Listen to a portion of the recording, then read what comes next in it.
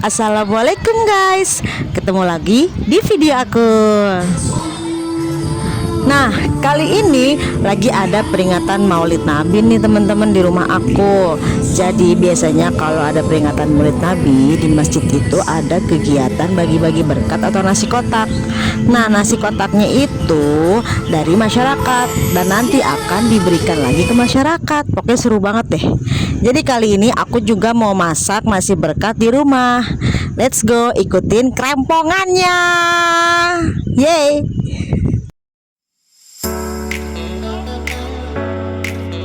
Jangan lupa untuk like, comment, share, and subscribe.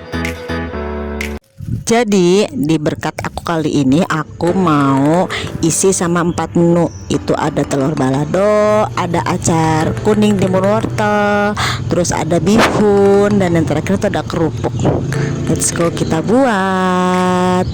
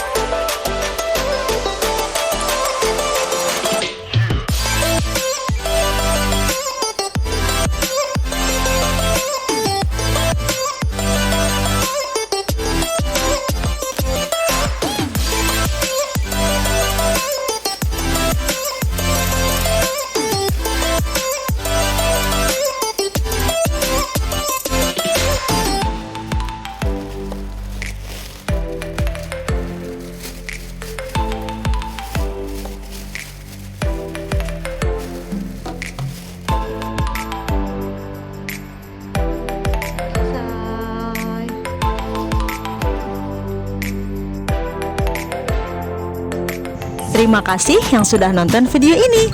Bye.